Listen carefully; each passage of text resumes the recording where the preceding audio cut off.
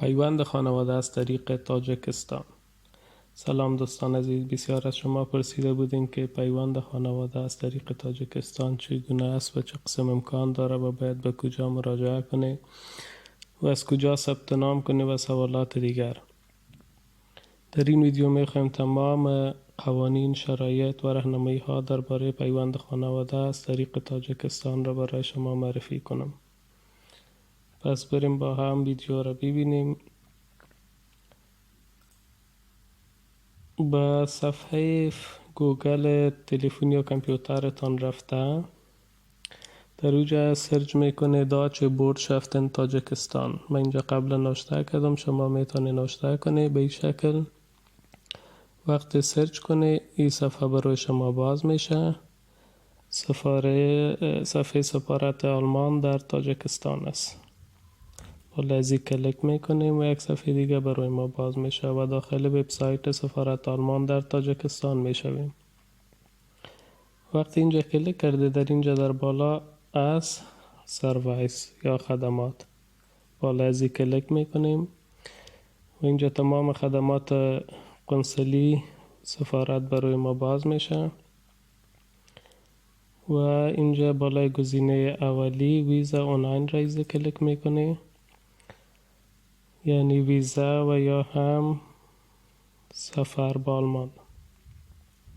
وقتی روی ازی کلیک کنه یک صفحه دیگه برای ما باز میشه که میبینیم اینجا اولیش که است تمام معلومات درباره ویزا و سفر به آلمان است. دومیش که است ناسیونال ویزا یا ویزه ملی آلمان است و سومش هم که است شنگن ویزا یا ویزه شنگن یا ویزه 90 روز است. تا 90 روز میتونه در آلمان اقامت داشته باشه از طریق دعوت و یا هم موارد دیگر. پس ما میریم بالای ناسیونال ویزا کلیک میکنیم. اینجا وقتی کلیک کنیم یک صفحه دیگه برای ما باز میشه و شما در اینجا تمام معلومات درباره پیوند خانواده و یا هم ویزه طولانی آلمان که بیشتر از 90 روز است میبینیم. در اینجا خیلی مهم نوشته کرده که کدام اسناد زبان را سفارت قبول میکنه و اینجا هم نام بعضی از انستیتوت ها و یا هم داچ کورس های است که اسناد از یا برای سفارت قابل قبول است در تاجیکستان. پس اینجا میایم پایینتر معلومات دیگر هم است که در مورد زبان است و هم اسناد زبان که کدام اسناد برای سفارت قابل قبول است. وقتی اینجا پایینتر بیایم انواع و اقسام ویزا هاست و یا هم دلایل از ای که شما چرا به آلمان میره و یا هم علتش چی است. اینجا موارد زیاد است. پس هدف ما پیوند خانواده است. اگر خواستید درباره موارد دیگر هم براتون ویدیو میسازم، ولی امروز درباره پیوند خانواده است. پس میریم آخریش که است درباره پیوند خانواده است ویزا سور فامیلین سوسامنفورنگ. بالا از این کلیک میکنیم و یک صفحه دیگه برای ما باز میشه. در این صفحه هم وقتی پایینتر بیایم معلومات نوشته است. ببینید دوستای عزیز، اولیش که از به خاطر پیوند خانواده یا هم خواستن همسر و یا نامزاد با آلمان است و دومیش که از به خاطر ازدواج در آلمان است. اگر کسی میخواه نامزاد یا کسی را در آلمان دعوت کنه و بعد با او ازدواج کنه، بعد از اینجا وقت بگیره و این معلوماتش است. و این که هم هست به خاطر کندر نفسوک و یا اگر میخواه کسی پدر و مادرش در آلمان است میخواه اطفال زیر 18 سال خود را به آلمان دعوت کنه و یا هم خواستن اطفال است. و اینجا هم که میبینی اینجا به خاطر کسایی است که سوبسیدیرن شوتس داره در آلمان زندگی میکنه و سوبسیدیرن شوتس داره میخواه پیوند خانواده بده. پس ما میریم بالای اولیش کلیک میکنیم که اکثر دوستا تقاضای امیره کرده بود که خواستن همسر و یا هم فرزندان که مربوط پیوند خانواده میشه. وقتی بالازی کلیک کنیم یک صفحه دیگه برای ما باز میشه و در اینجا هم بعض معلومات نوشته است که میتونیم در اینجا مثال درباره قیمت ویزا، اسنادی که لازم است به خاطر درخواست ویزا، یا کدام شرایط باید پاسپورت شما داشته باشه و یا هم شخصی که دعوت میکنه و معلومات دیگر است.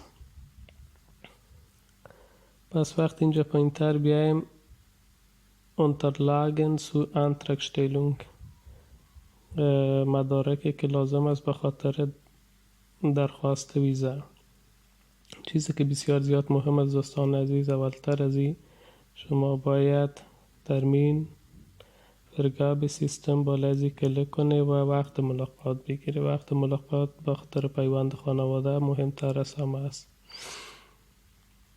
وقت بالازی کلیک کنه اینجا یک صفحه دیگه برای شما باز میشه و اینجا هم بعض راهنمایی ها و معلومات است که چگونه میتونم به خاطر ویزای شنگن وقت ملاقات بگیرم. دومیش که است چگونه میتونه به خاطر ویزای ملی آلمان وقت ملاقات بگیره و ای که هم از به خاطر چگونه میتونه به خاطر بعض معلومات و یا هم موارد قنصلی وقت بگیره. پس هدف ما دومیش است که به خاطر ویزای ملی است. بالاش کلیک میکنیم. اینجا با این تر میایم معلومات است درباره وقت گرفتنش و یا هم چقدر طول میکشه و همه مواردش. و اولیش که است باید شما وقت ملاقات بگیری و برای خاطر هر شخص باید وقت ملاقات بگیری که میخواه وارد آلمان شوه یا هم میخواه به آلمان بیایه. دومیش که است شما بعد از اینکه وقت گرفته یک ایمیل تاییدی دریافت میکنی و سومیش هم که است گفته که وقتی که ما برای شما وقت ملاقات داشتیم بعد از او با تاریخ و یا هم ساعتش دقیق تر که معلوم شد برای شما خبر میدیم. و چهارمیش هم گفته که در روز ملاقات تمام اسناد مورد نیاز را با خود بیاره. و اینجا هم است که یک سوال است که اگر شما قبلا وقت گرفته چی میشه. اینجا نوشته که در کسایی که قبلا وقت گرفته وقت شما میمانه و باید منتظر بشینی تا براتان ایمیل دومی میاد. و اینجا هم سوال دیگر است که چقدر طول میکشه که وقت ملاقات ما بیاد. در اینجا نوشته که در حال حاضر انتظار برای وقت ملاقات در حدود 4 ماه نوشته که هستم. و اینجا هم نوشته که 4 تا 5 هفته قبل از این که وقت ملاقات دقیق تر شما معلوم شوه برای شما ایمیل دومی میاد و در روی ایمیل تمام وقت دقیق تر معلوم است که کدام تاریخ و کدام ساعت شما باید وقت ملاقات است و به سفارت بیاییم و کدام اسنادا را به خود بیاره. یک چک لیست براتان روان میشه در وقت. خب دوستان عزیز وقت اینجا پایین تر بیاییم نوشته است که لینک از بخاطر وقت گرفتن. وقت بالا ازی کلیک میکنیم یک صفحه دیگه برای ما باز میشه و اینجا هم بعض معلومات و راهنمایی ها نوشته است به خاطر وقت گرفتن و یا هم موارد دیگه. خب ما از یا میگذاریم، خیلی زیاد است خواندن، از یا میتونه خودتان بخونه. اگر مال بخونه ویدیو خیلی طولانی میشه. اینجا میایم پایین تر بالای وایت کلیک میکنیم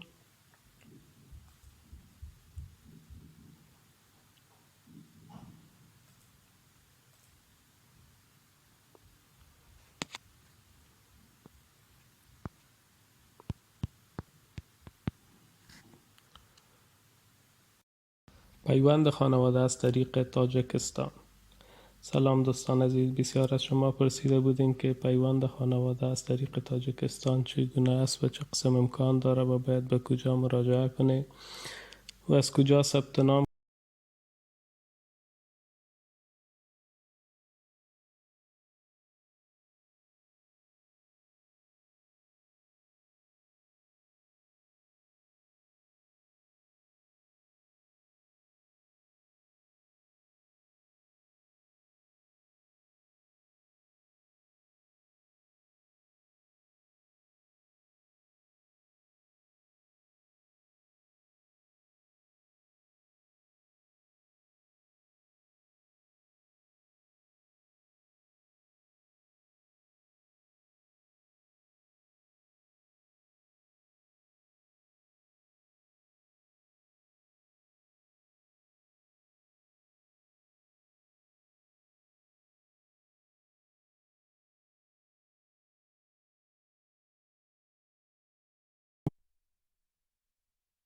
خب دوستان عزیز، وقتی که بالای وایت کلیک کنیم این صفحه برای ما باز میشه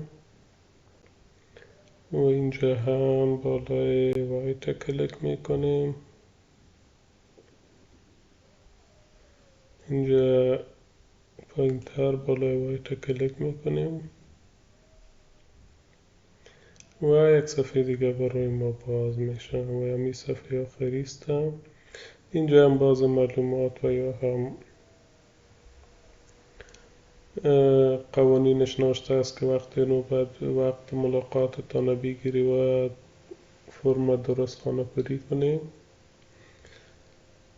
بعد از 30 دقیقه برای شما یک ایمیل تاییدی میاد و در روی یک رفرنس نمبر می باشه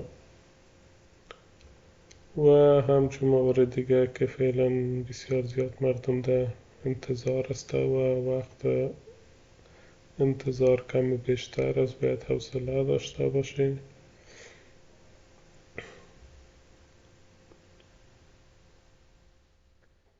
دیگه می موارد راهنمایی هایش است و اینجا بالای طرف راست بالای رانای ترمیم کلیک میکنیم.